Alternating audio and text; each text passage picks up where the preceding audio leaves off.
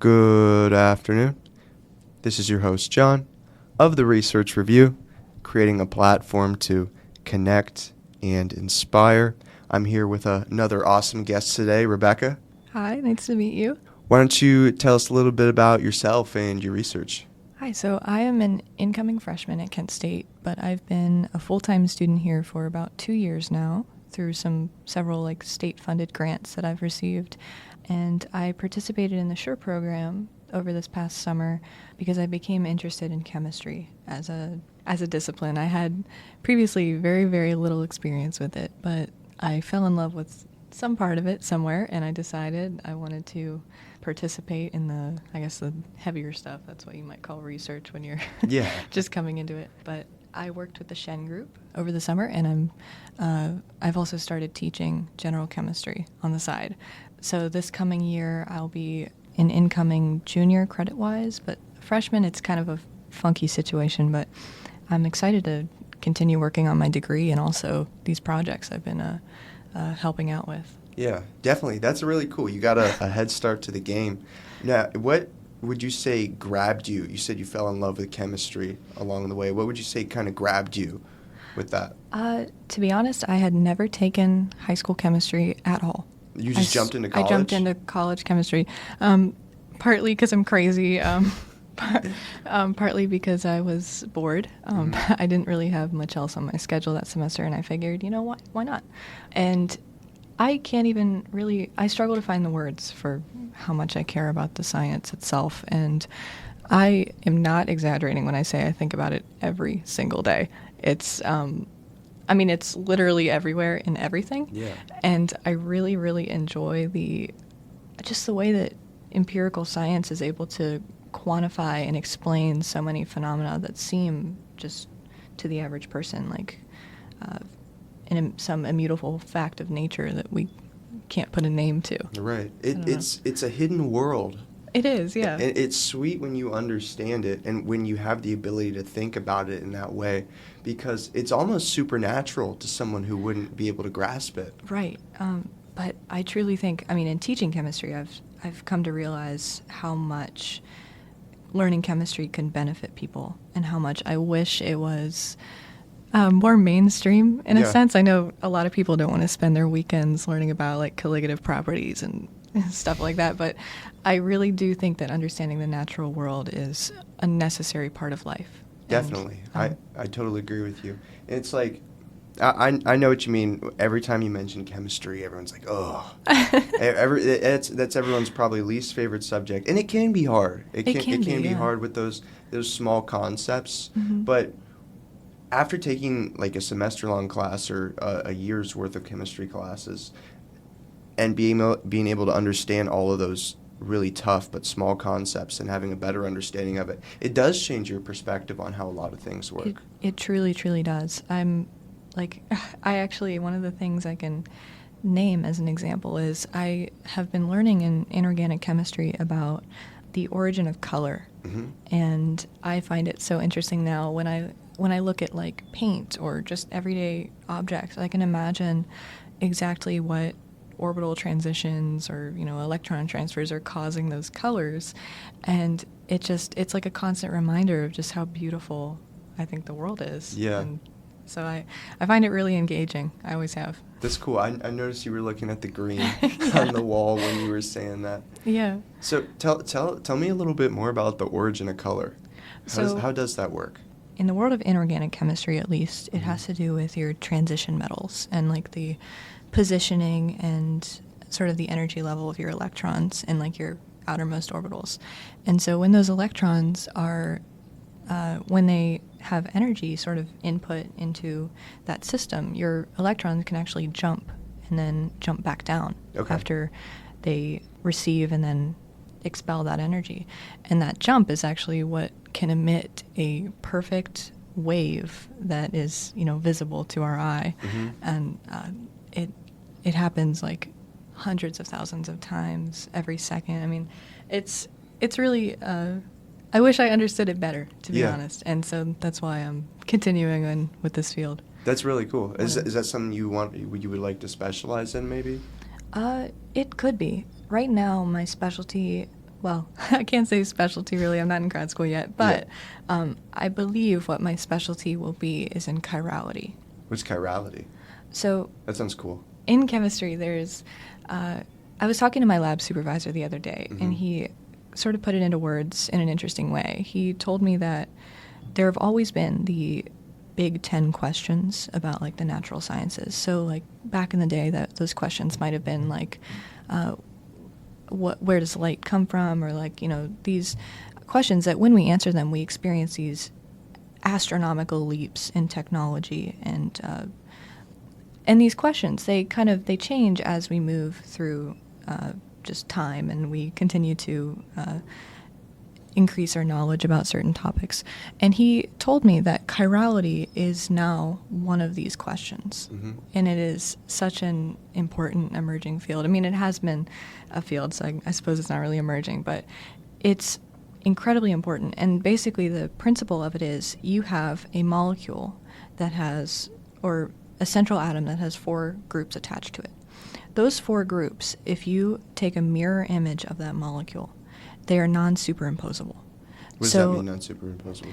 It means that despite however you might try to, you will never ever be able to get these 2 molecules to be perfectly in line with one another. Gotcha. And so that's very much like your hands. If you look at your hands, you'll notice that they are chiral objects, and you can't actually superimpose your hands onto each other.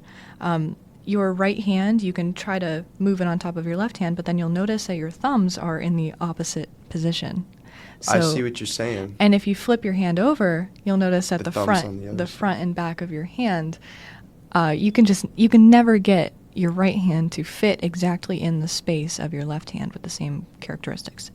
Something will always be in the wrong position. Right. Because your hands are chiral objects. So when we talk about chirality in chemistry, it has to do... That's a good way of putting it. Yeah, that's how it was originally explained to me, thankfully. Plenty of ways of going about explaining that. It's one of those organic concepts where it's quite difficult to visualize it in your head. But chirality is... there's just so much to be said about it, honestly. I struggle to choose one thing, really. Yeah.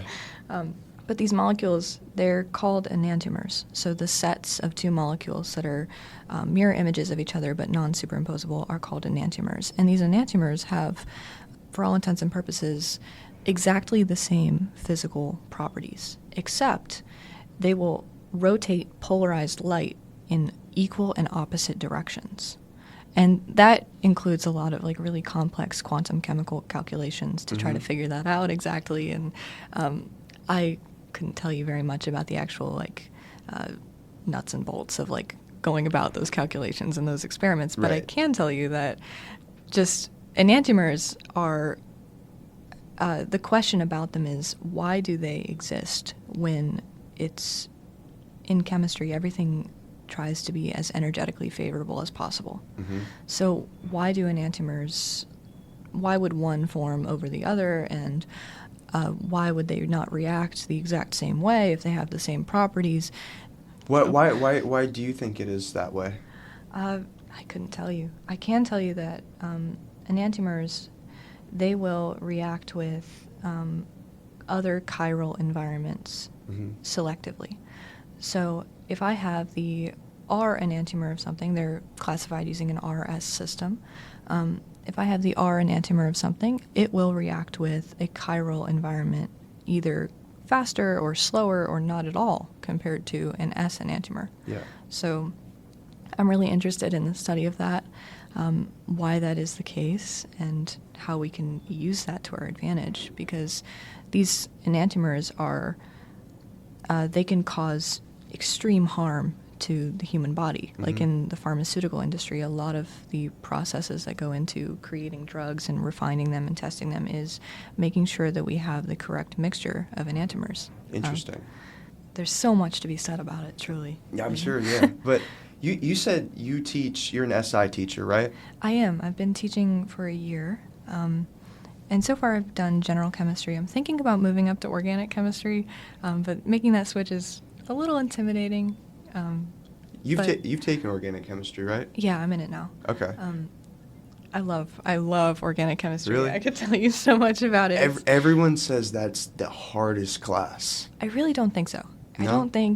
I hate the fact that we tell freshmen that. It's so, I struggled so much more in Gen Chem 2 than I ever have in organic chemistry. Really? Yes. That's weird. That's the class I dropped. I dropped Gen Chem 2. Yeah, it all depends on, like, what you find. Some people have, like, certain things that click more for them. Mm-hmm. For me, math has always been my struggle point.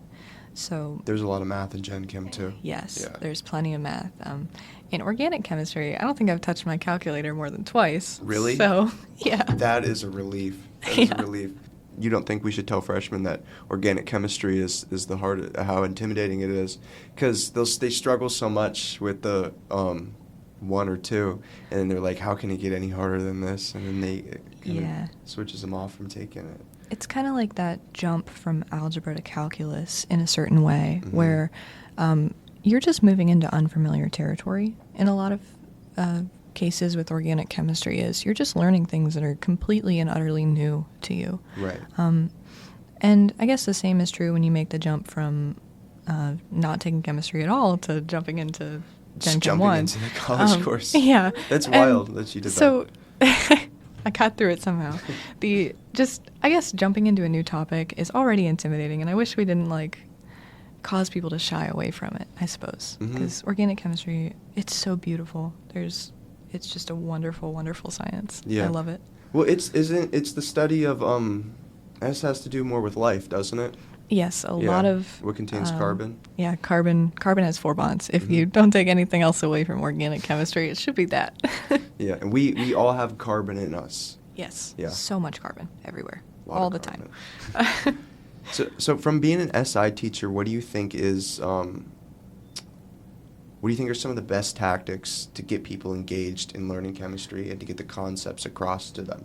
That is a good question. I would say relating to your students.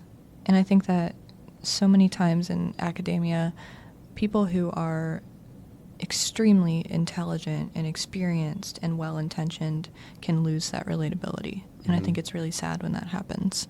But when I'm teaching my students, I can tell that they engage most when I am relating to them on their level, talking about, like, we'll make small talk about their classes and my classes. And when you come off as human to them, that is so important. When I make a mistake, I just say, like, oops, I'm not perfect. I messed this up. And right, you're a student too. Yeah, and so, like, I guess just not forgetting to express your humanity to them. Mm-hmm. I guess I'm not sure a better way to put that, but I really enjoy when they feel like they can trust me and like they feel like I care about them. I try to express it whenever I can, like whenever I'm giving them announcements that are like before their exams. I always tell them, like, take care of yourself. That's good. Or I'll be mad at you. And I don't know. The best way to get people to learn is to make sure that they have their other needs met, and that includes their emotional needs. And if we could focus more on that as just, in college, there's so many barriers to students being able to perform their best because the stress and, there's this culture around, like, a lot of college students don't have, like, enough food or, like, a appropriate situation at home. So, so much of that is deeply, intimately involved in their education and how they do in their courses. Yeah. And I remember you telling me about your research projects being in college homelessness and how important that is. Thank you. Yeah, I guess the moral of the story is teaching itself and the techniques you use to teach are not as important as the situation that student is in. Right. And you should be doing everything you can to help them first before you pass any judgment on their ability to, do chemistry. Right. No, I'm really glad that you brought that up. So it all goes back to, like, Maslow's hierarchy of needs, the triangle. I included that on my research poster at the symposium a couple days ago. And it's like, if you're not meeting the base levels such as housing and food securities or financial securities, Yeah. then you're not going to be able to achieve your best performance. Mhm. And it even goes in, like, you even got to consider the level of emotional support in your friend groups and stuff like Yes. that. That makes a huge difference in academic performance. I went through a period where I was really busy, Yeah. and I cut off a lot of social interaction because Yeah. I just wanted to focus. I was like, okay, I want to see how far I can push myself, how good my grades can get, and like how far I can take my research and all this stuff. And I stopped hanging out with friends on weekends. I was slow to answer to texts. I pretty much just put myself in my own world, right? Yeah. And even though I thought if I eliminated like all distractions, I'd be able to focus a lot more on work. But it turned out it was a lot actually harder for me to focus. Yeah. And it took the excitement out of work. Right. I wasn't motivated to do it. I felt lethargic when I was writing and reading through things. I just didn't want to do it anymore. And my results were actually lower than when I was going out on the weekends and spending time with friends. So then, I started to do that. There was also there's one Harvard student's YouTube channel that I watch. I forget his name, but I'll shout him out if I remember. For I think it was 8 months, he did this challenge. It was called like the monk lifestyle. Mhm. I think I saw something about that. Yeah. Yeah, it was something similar. He said, focused on himself, secluded himself, cut out alcohol and like a lot of really bad habits and stuff. Right. And he said he looked better, like physically, but his academic performance actually decreased. Yes. And he said he went back to just living like a normal life of a college student, going out again and having fun with friends. And he said he was able to, his work was a lot better, and he actually enjoyed school a lot more. Yes. And I've noticed that. And like you said, take care of yourself. Yes. Yeah. It makes a big difference, and we all deserve it. We all deserve to take care of Right. ourselves. That's like my biggest advice to any teacher is if you care about the well-being of your students and the grades of your students, just as we need that balance in our day-to-day lives, we also need it in the classroom. Mm-hmm. Your classroom environment needs to be tailored to the social needs of your students. So having them work with their peers and bond with their peers, Yeah. especially in college when that environment and making those connections are so difficult for especially new like freshmen and incoming students, you need to incorporate that into your teaching and your environment that you create, because it can help your students in so many ways. So I really I try my best. That would be probably when I'm doing SI, that's the thing it's in the forefront of my mind. Yeah, that's good. That's really good that you're building that support. Because in lecture, everyone kind of just sits to their own thing, and then the professor just talks at everyone. Mm-hmm. I try not to do that. I know sometimes they want me to, but I would say doing SI, it has taught me it's taught me how to engage students while like deeply caring about them and like wanting to like nurture them and help them, I guess. Right. I did not expect how much I would care about them when I started. as silly as that sounds. I'm like really sad and also of course happy that they're moving on now that the semester is drawing to a close. Right. Well, I'm sure you'll still see him again, you know what I mean? Yeah, that's what they tell me, but you never know. That's really cool, because not a lot of people who are really skilled in the hard sciences also have compassion and good people skills too. Yeah, that is my deepest regret entering academia, is how many people either struggle to make connections with others or just don't want to make connections with others. Mm-hmm. And it's difficult to come into that environment, especially I realized that in the SURE program, entering like a lab scene where like people are very much involved in like their own project and not wanting to, I mean, there's not a lot of time and extra energy left over for just having fun and making friends, of Right. course, you know. But it's a necessary part of just life and, you know, to like you said, it can severely impact the performance of your work, like how you do in your classes and your research projects and Yeah. everything. Totally. I think it's a really good talent for scientists to have, is being able to connect and to communicate. I mean, you look at some of the most influential academic figures, Right. like Neil deGrasse Tyson, Yeah. for example. You know him? Yeah. Really famous physicist. A big reason why he's famous is because he knows how to communicate these things to people. Yes. You know what I mean? Yes. Bill Nye the Science Guy. He's not like a... I don't even think he has... He was awarded an honorary doctorate, I think. Bill Nye has a bachelor's in engineering. And then he... from Cornell. And he worked... on the 747 as an engineer at Boeing before creating and hosting the PBS show Bill Nye the Science Guy. Really? So he was never really like an academic.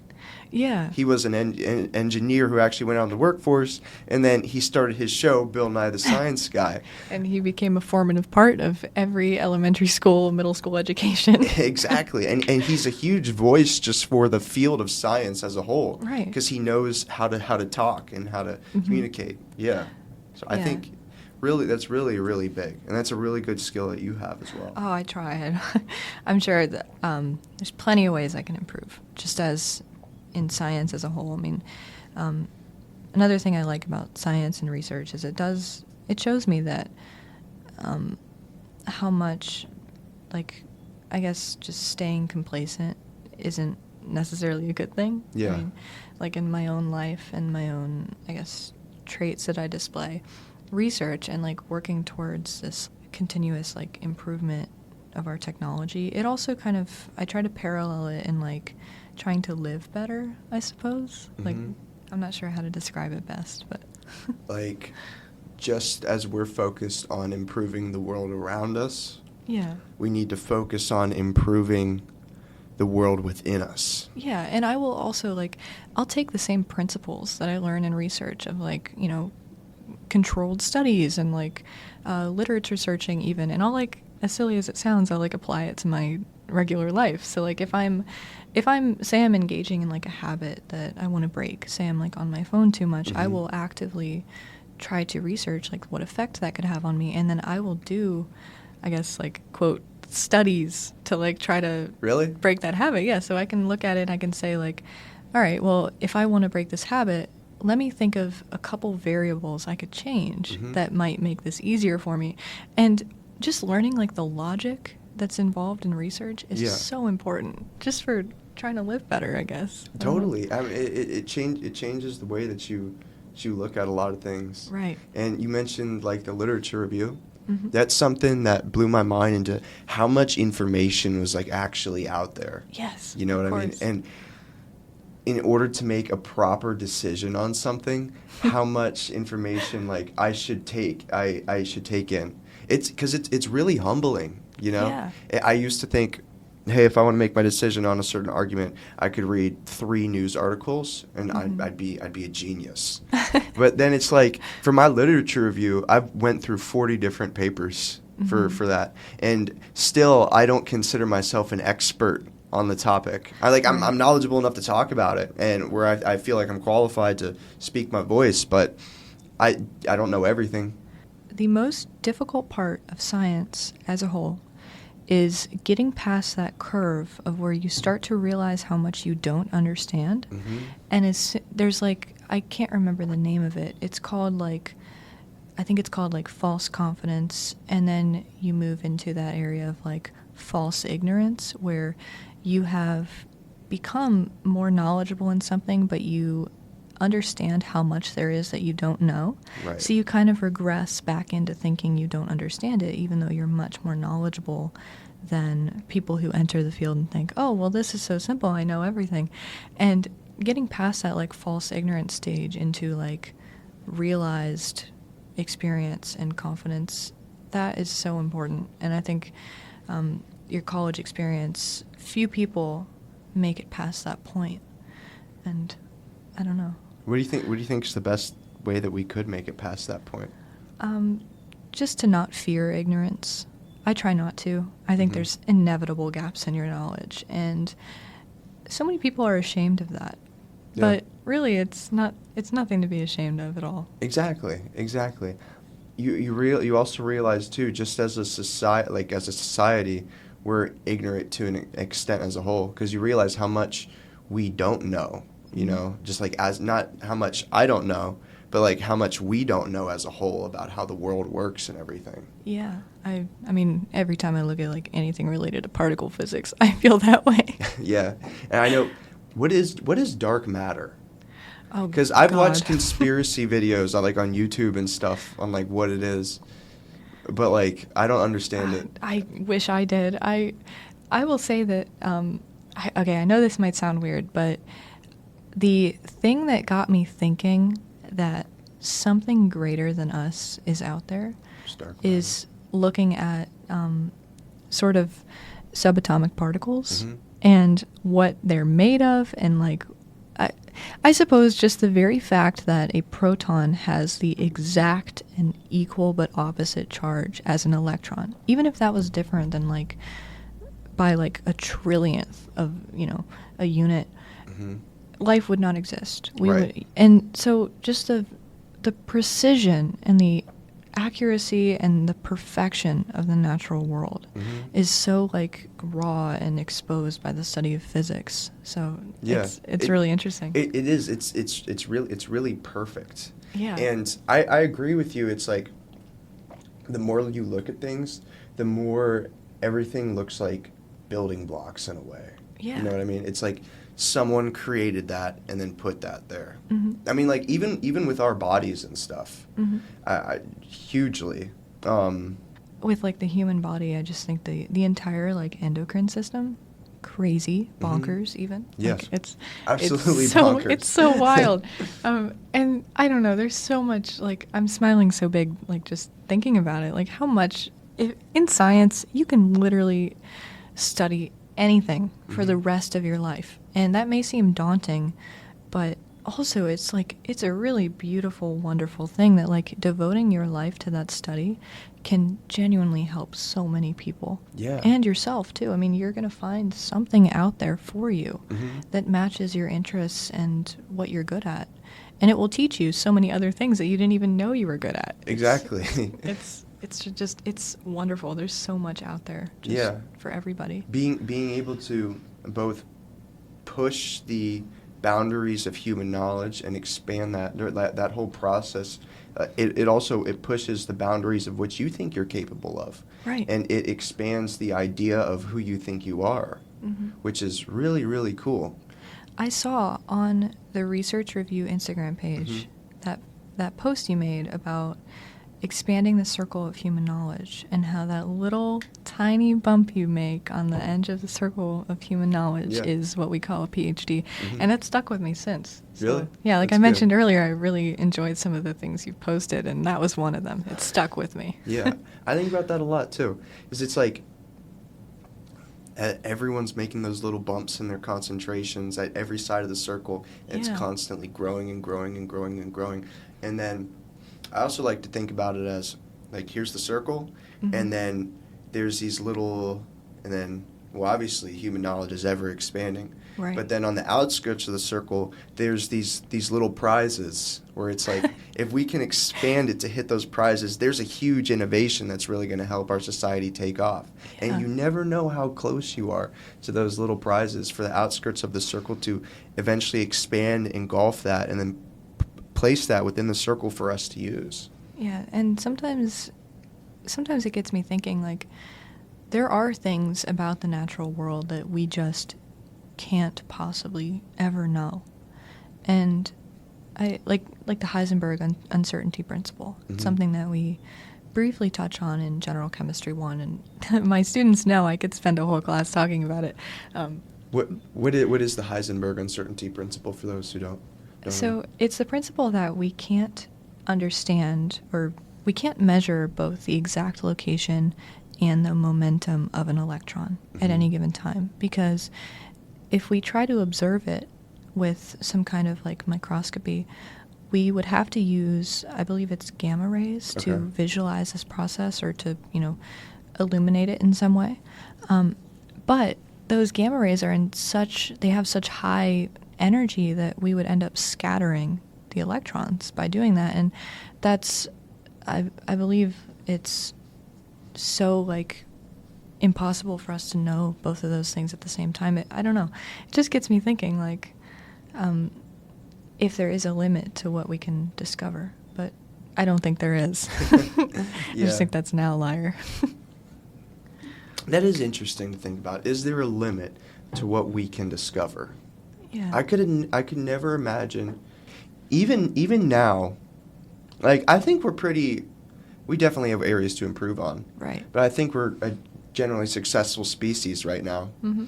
I'd be interested, what would happen if we just stopped innovating? We just stopped inventing new things, we stopped doing research, and we just were content with exactly where we are right now.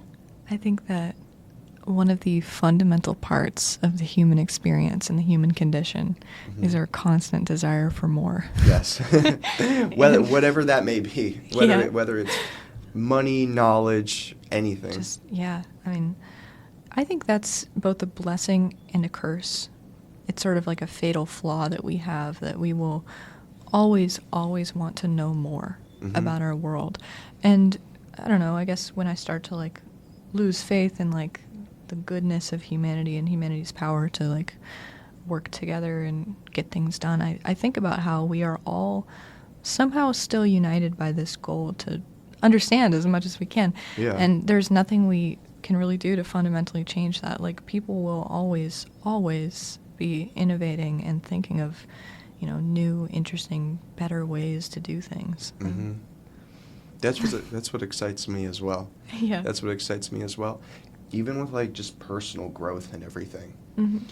I couldn't imagine just being content with who I am right now. Yeah. You know what I mean? Just like, I couldn't imagine just me stop going to the gym, stop going to school, just keeping the same job that I have, and just continue. I love my life right now, right? Yeah. I think I'm at the best spot that I've ever been in, and I'm very satisfied with it. But I just couldn't, even though I love it, I just couldn't imagine staying there. Yeah. You know what I mean? I do like to remind my students that as tempting as it is, just try not to think of yourself as a perpetual self-improvement project, because it's so important to try to improve yourself, but it is really important to commend yourself for your effort and where you are and like what it took to get there. And I think that I can struggle with that quite a bit, where I can like tell myself like, okay, well, yeah, I mean, you did this, but now it's time to do something better. But really, it is so important to like accept our own accomplishments and, take a breather when we need to. Yeah. No, totally. Yeah, you gotta pat yourself on the back every now and then, because you deserve it. You know what I mean? Yeah. You definitely deserve it. Every student who is entering college and figuring out that there's this whole new world for them needs to take a moment and appreciate their own effort, I think. Mm-hmm. Yeah, and it is hard because there's so many people around you, and everyone gets to the point where they start comparing themselves to other people. Mm-hmm. You know what I mean? But it's like, you don't know everything about the other person. Yeah. A lot of times people only show the best of themselves, So it's very important just to focus on your own journey. The gym taught me a lot about that kind of stuff. When I first started going to the gym, I was really intimidated by like all the really big people, you know what I mean? Yeah. And I would always stay away from the free weight section because I felt self-conscious around the big people, because like I was so small. But really, that section, being around those people, and stepping outside your comfort zone, that's the place where you grow. In that section. That's why all the big people are there, is because that's where you grow. And even though I'm not as big as them, I'm in the environment that's going to allow me to succeed. And if I just put my head down and work and focus on my own self and my own body, then I can get to a place, I can get up to their level. All of research is so similar, because so many people don't want to do it because it's difficult. It is so difficult to go into a room of people that know better than you and to admit your own ignorance about these topics. And it is so hard in our culture of this, like, desire to act like everything is effortless and to be indifferent about things. Like, to go into a room and fully admit that you don't know something is the number one step of doing any kind of research. Yeah. And that is such a difficult hurdle to get over when you're constantly being told by people around you that, I mean, maybe not outright verbally, but you're being told by just our culture that, like, not knowing things sucks, and it's not something that you should admit. Right. No, that's totally true. And I'm really glad you brought that up. That's interesting. Yeah. Like, this summer in SURE, I went into a lab with 0 undergraduate students. At Really? the time, You were the only undergraduate student? yes, Wow. I was. And you're... Not even an undergraduate. I was in high school. Right. That's wild. And so it was crazy. I was calling all the people around me doctor. And this guy I worked with, he was a wonderful, wonderful mentor. He had a son. And there was that, like, 10-year at least gap between us. And it was really hard. Like, the people around me, I felt like such a child, like, because I was. I mean, and I still am, I guess. But I always will be in the sciences, it feels like. But going into that room and having to be, I guess, the dumbest person in the room, for lack of a better way of describing it. Least experienced. Yeah, least experienced person in the room. It was difficult to, I guess, come out of my comfort zone. And I guess I still haven't fully done that. But I have made an incredible amount of progress. And, like, I guess... for new researchers, my advice would be just to never, ever act like you're smarter or more experienced than you are.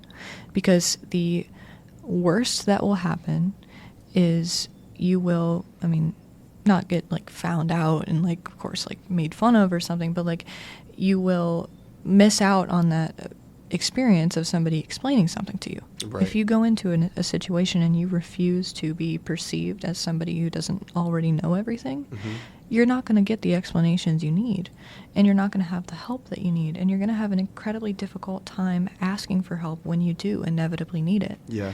And the best thing that can happen is you'll have to study on your own, and, like, you won't really engage with the people around you because you'll be so worried about how they perceive you and how they feel about your inexperience. So I would say don't do that. Right. Don't go into a room and try to fool all the people around you into thinking that you have more experience than you do. No, I totally agree with you. And plus, too, that imposter syndrome will start to set in. Yes, it but will. It will be very real.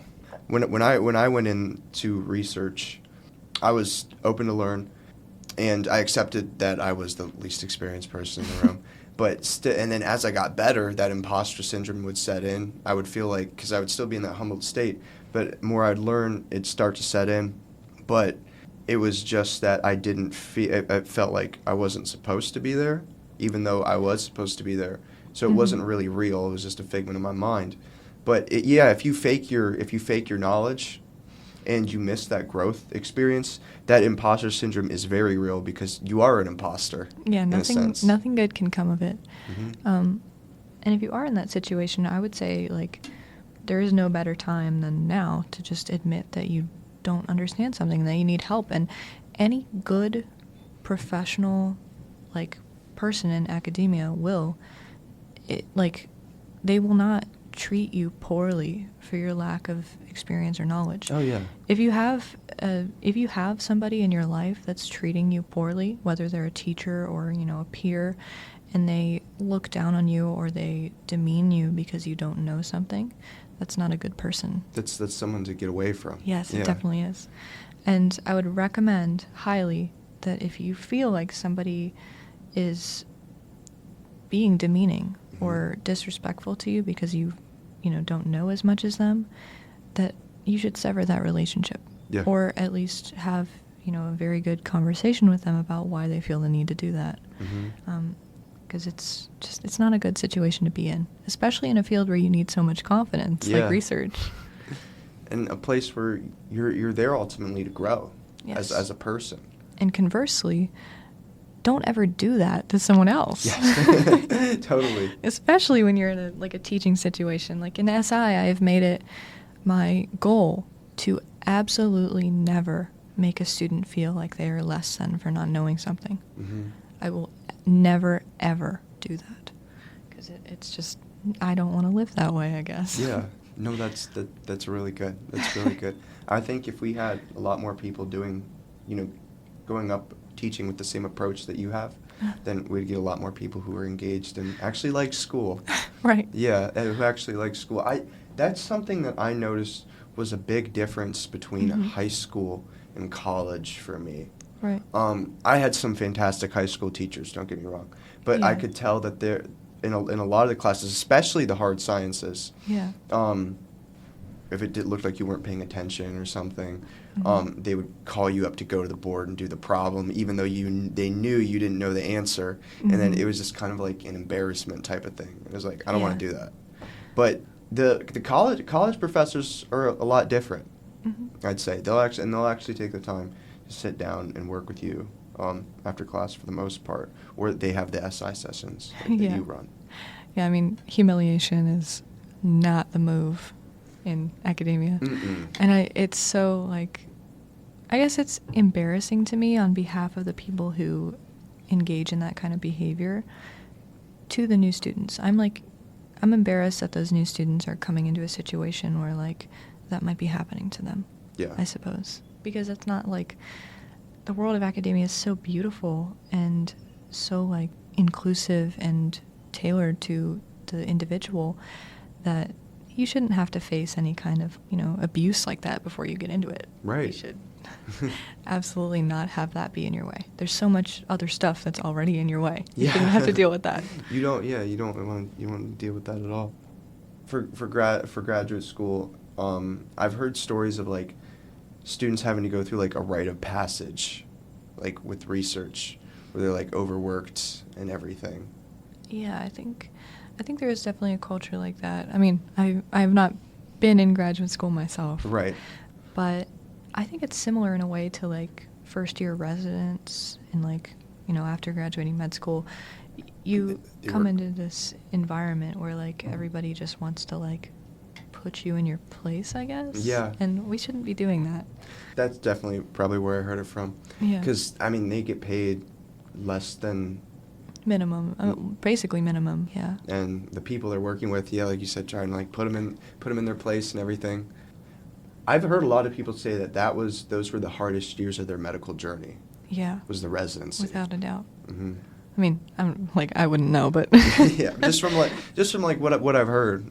I can say that in my own life and my own journey into academia, when I am in a position of power someday, if I do decide to become a lecturer or some kind of authority figure in, the world of collegiate education. Yeah. I can say that through the experiences I've had with people who try to engage in that rite of passage type thing, it has taught me a lot about who I want to be and who I will be. And so to anybody who's experiencing some kind of pain like that somebody's putting you through, I mean, it is certainly a valuable lesson on how not to treat people. Right. Totally.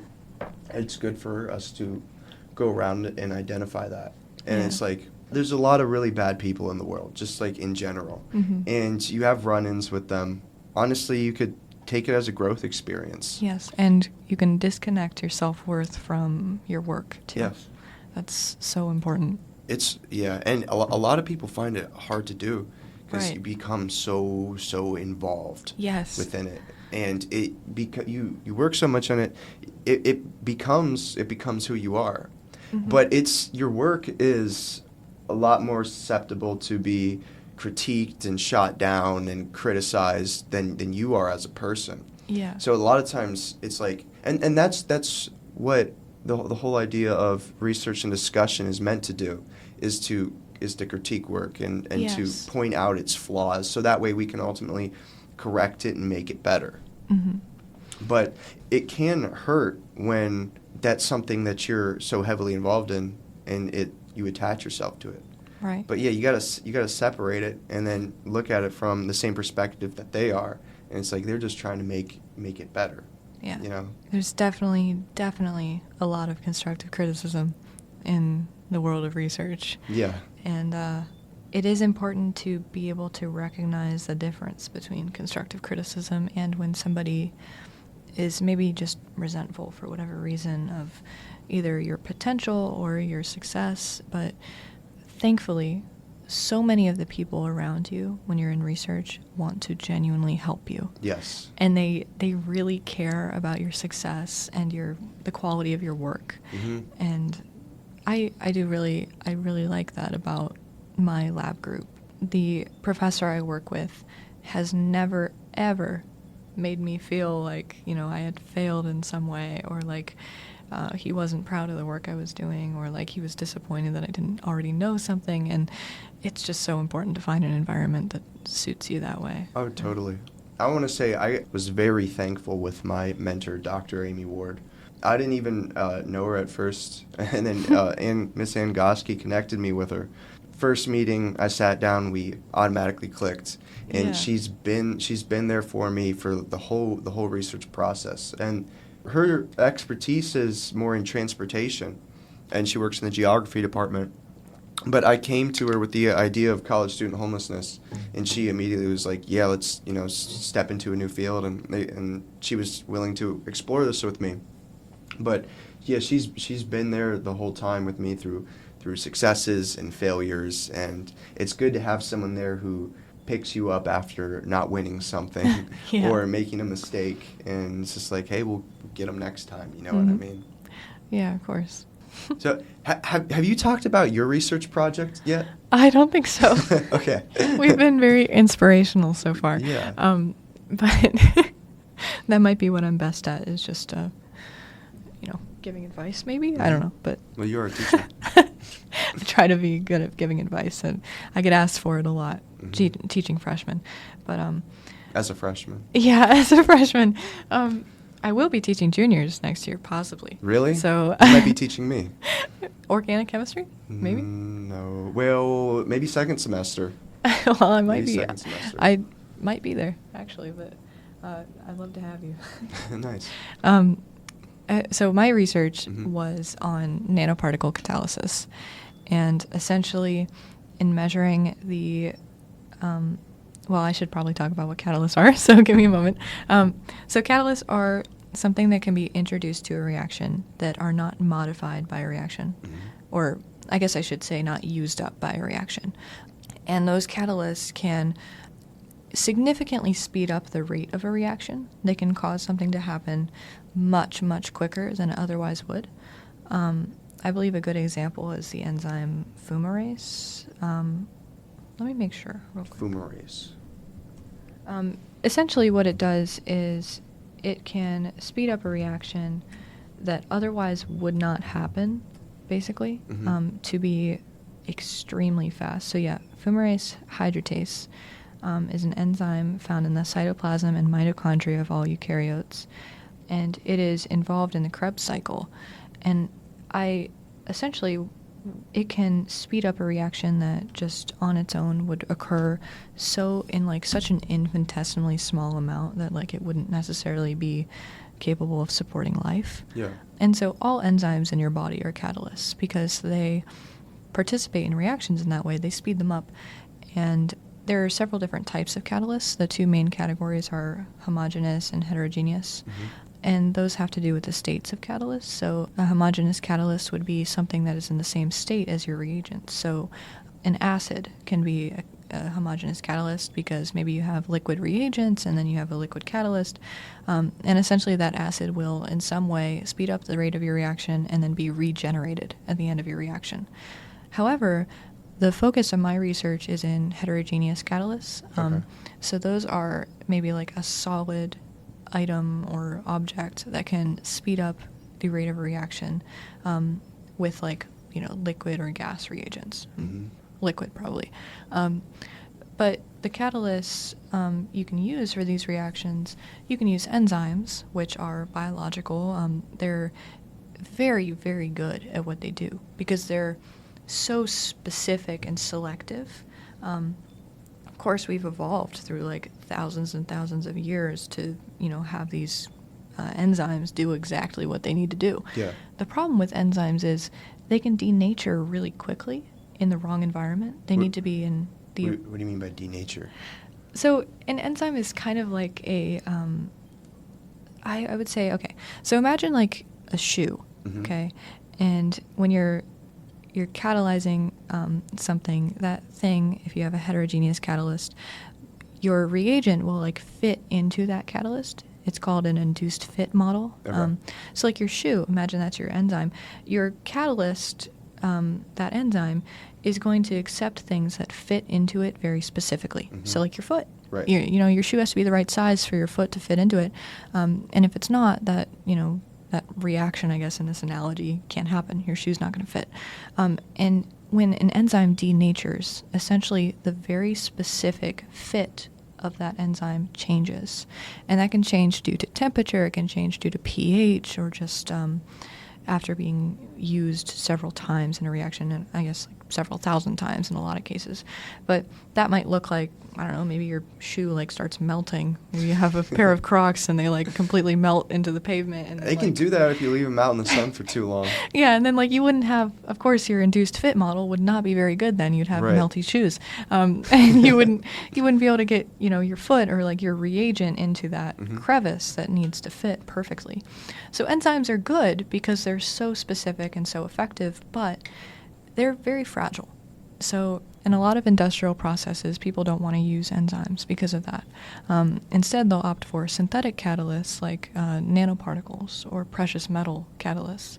And so that's what I studied. I studied titanium dioxide nanoparticles and gold nanoparticles as synthetic catalysts. So those catalysts, they are slightly less specific in like what they're tailored for. Yeah. And they require a lot of like, I don't know, for lack of a more scientific word, like finagling to get them to work how they should. No, I like that word better. But they're also, they can be, even though they're precious metals, they can be less expensive because, you don't have to like harvest them or grow them in like a biological sense. You can just mine them and then process them and then use them. So these synthetic catalysts, of course, if they're being used in industry, we need ways to make them more or less effective, depending on what we need. In most cases more, but in some cases you might want them to work less quickly. Right. There's all kinds of things we do with them. We use them when we're treating metals, when we're, in energy production. Solar cells use them, supercapacitors, everything. Wow. And they can also be used in a lot of like bioremediation applications. So like if we created catalysts that can break down toxic waste and like cellulose specifically, there's so much like cellulose waste that we could eventually start to break down using catalysts. And you're looking into how to do that process faster? Yes, and okay. And so when you have a synthetic catalyst, you need to customize it very specifically and very effectively, because it's a big investment for these companies. You don't want to buy like hundreds of pounds of platinum just for those platinum catalysts and not work very well. Right. So you need to modify them, and so my group's research was on the effect of surface defects on the catalytic rate of titanium dioxide nanoparticles. That's cool. So how did you test that exactly? So that's a good question. There are two different ways you can measure, well, plenty of different ways, but two main ways to measure the speed and efficiency of a catalytic reaction with a heterogeneous catalyst.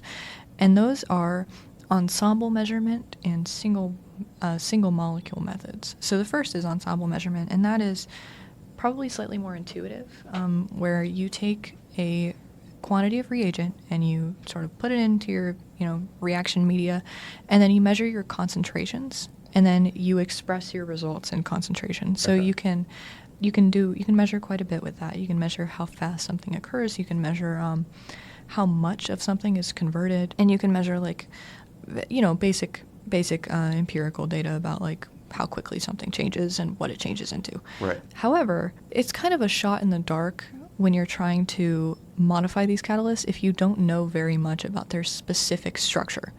So in the world of single molecule techniques, what you're doing is you're actually using a really sophisticated, complex optical system to measure on a microscopic scale individual reactions, which is like incredibly difficult to do.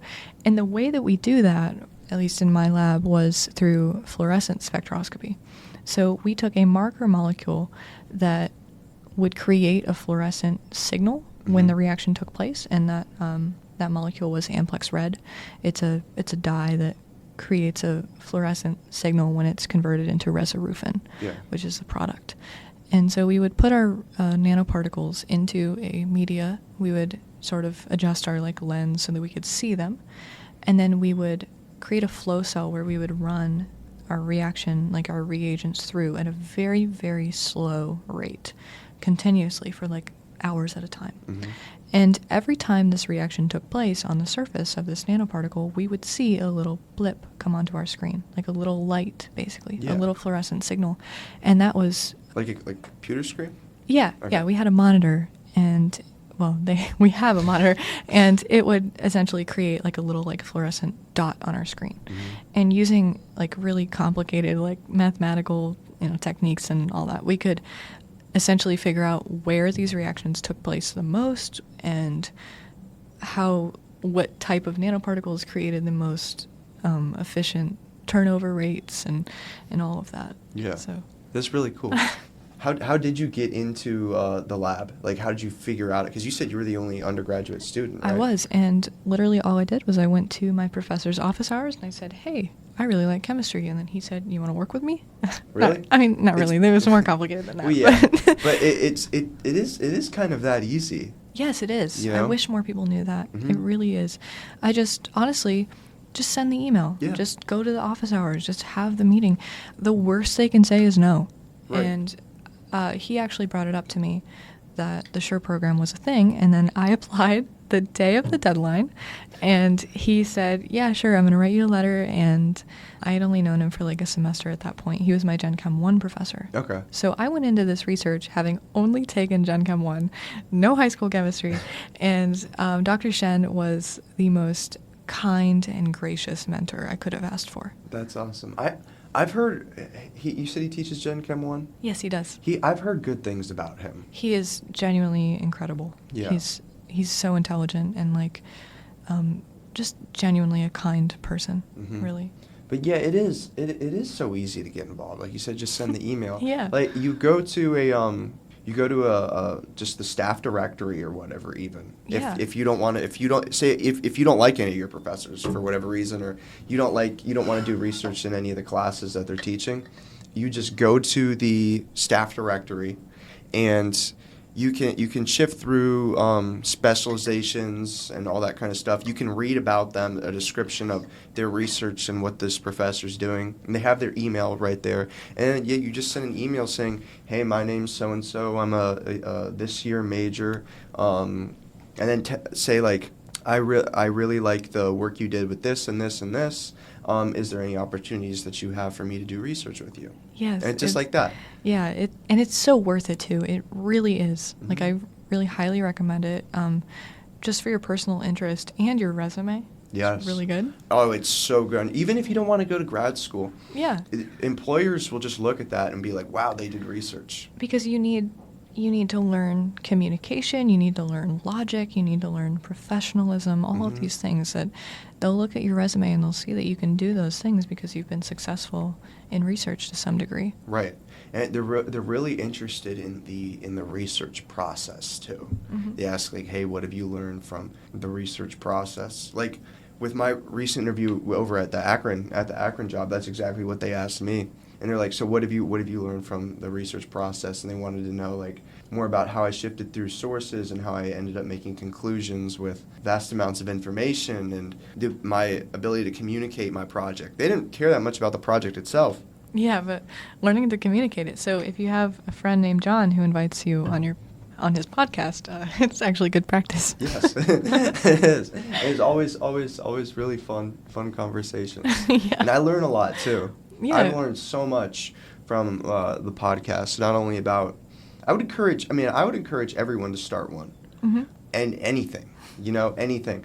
There's 3 things I think starting a podcast really helps you with. Yeah. The first thing is it helps with your own communication skills. Mm-hmm. And it sucks listening to yourself talk, but it does help you realize those really small things like the likes and the ums, and sometimes I stutter, or Mm-hmm. and eventually just listening to that over time and then editing those out and being aware of those, my speech started to become a lot more clear, and I started to become a lot more articulate in the way that I talk too. Yeah. And the other thing, it helps you make connections and Uh-huh. learn different perspectives from people, such as yourself. Like the way that you were talking about, looking at the natural sciences is so important because it shows you the hidden world. It And how you does. say you look at everything and you have a different perspective of how things work because you have that knowledge. Uh-huh. That is something that I take away and that I think about, and I'm going to go around looking at these small things and thinking about the processes, and that's something I'll carry with myself, Yeah. Also, it's really good for your connections abroad too. Yeah. You know what I mean? There's so many like just random people who know me because of the podcast. Like just they'll like see the Research Review social media page, and they'll see like the clips or a quote on a friend's story, and then they'll meet me in person and be like, I like your podcast for whatever reason. And that's good too, because also a lot of the people who say that, they haven't been involved in research themselves. Mm-hmm. And then I've had people sit down with me and be like, hey, I want to, even at other schools, I have a friend over at Cleveland State who listens to the podcast. He say, I want to look into patterns of gentrification in Cleveland neighborhoods. And he said, how would I go about collecting data for this? And I kind of talked him through a couple of the methods and encouraged him to reach out to a professor, because the professor will really help him. And now he wants to go on to grad school. Yeah, that's incredible. Yeah, so it's, reaching out to and inspiring more people to be involved in research and to improve the world around them and improve themselves. So I think a really, really cool thing that I've gotten to watch and experience. Yeah, I think it's an incredible thing you're doing. Thank you. It's fun. Yeah. It's really, really fun. No, I'm having fun. This has been a really good conversation. So what do you want to do exactly with your career? Goodness. At the moment, I'm looking at studying abroad for some time to improve. I want to be fluent in Chinese very soon. And then I want to, I don't know, to be honest. I just don't know. Yeah. And I think part of that is because nobody in my immediate family has gone to grad school. Mm-hmm. And I don't know very much about the process. And I mentioned when I came in today, like, I've been even thinking about going pre-med. I've been thinking about all kinds of things. And I think that something that will really help me refine my perspective is to study abroad for some time. Where do you want to go? Probably Taiwan or China. Oh, that would be cool, yeah. Especially if you're looking to become more fluent. Yeah, Taiwan is, my family had an exchange student from there last year, and she was a very big part of my life, so I would end up going back to visit her for quite some time. That's cool. Hopefully. That's really cool. And then mainland China, there is so much to offer there. It's such a rich and beautiful country. It is. I've always wanted to go over there as well. Mm-hmm. It's just I don't know. There's so much out there. It's difficult for me to choose. Yeah. At the moment, though, I think I'm going to. Thankfully, Kent State offered me a very good deal for my tuition. Mm-hmm. So I have 4 years, and I'll graduate essentially debt-free, and I need about a year left on this degree. Mm-hmm. So I have 3 years to just kind of goof around, I guess. Do whatever. Yeah. Yeah. That's sweet. Well, you could keep up with your research. Yes. Maybe if you want to go pre-medicine, I think that'd be something definitely to look into. I'm going to take a rock climbing class. Really? Oh, that'd be sweet. They have the rock wall over at the rec. I've Yeah. always wanted to. I see it all the time. I've always wanted to climb it, but I haven't gotten around to it yet. I asked my students actually the other day, like, hey, have you guys taken any cool classes I should take? And they recommended rock climbing and glass blowing. Oh, So glass blowing would be both of them cool. I think I'm going to do. Yeah. Because I don't know, there's a lot Kent State has to offer, and I'm excited I'll get to experience it without really having a terrible amount of stress of like having to keep my on track for graduation. Yeah. I got all the time in the world. You have plenty of time. It's amazing that you're doing all of this right now.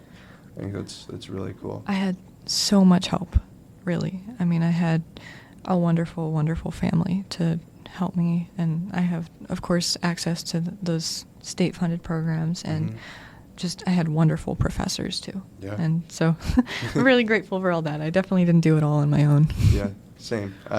I think, and then that shows you, why it's so important to be a good person to others. Yes, of as course. well.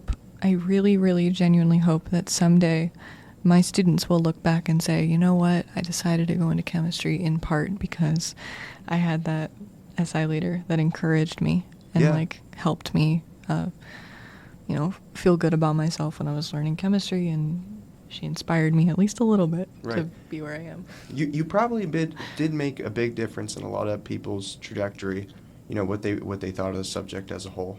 I hope so. And I hope that other people realize how easy it is for them to do something kind like that and make a big impact. Mm-hmm. Yeah, it's so easy to be a kind person. It really is. And the amount of effort it takes to make a difference within people's lives is not even comparable to the reward that you receive for it. Right. Yeah. I've never done anything that's been as fulfilling as SI and as fulfilling as research, and just being on campus. I feel like there's just so much out there. I don't know. It gives me so much hope. A couple years ago, I actually went to my high school counselor and I said, I don't want to go to college. Really? I did, yeah. Wow. And why not? Because I felt like that was, of course, I was just being a bit, rebellious and, wanting to, subvert expectations. But I just didn't see the appeal, I guess. And now that I'm here, I can't believe I ever said that. Yeah. No, it's a lot different, like, when you get here.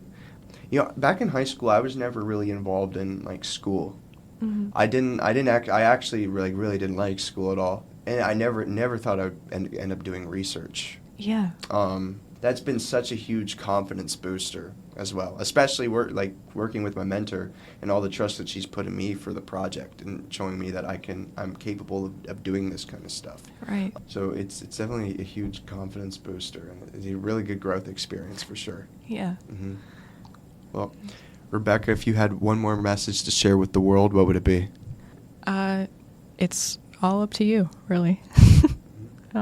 So do what you can with it. Just remember that you've got so many people in your corner to help you. So don't be afraid to ask. Yes. Don't be afraid to ask for help at all.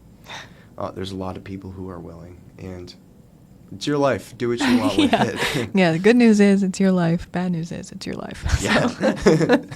Double-edged sword. Right. But I genuinely wish the best of luck to everybody who has listened today. I know you're going to do something great if you're dedicated to your studies and to just, your part in your community. You're going to do great things. Rebecca, it's been really awesome having you on. Thank you for having me. I really did have fun. Yeah, you're welcome back anytime. Just shoot me a text. And we can get cameras in next time for sure. After I shave and everything. Of course. Well, again, this is your host, John, of the Research Review, creating a platform to inspire. Peace out.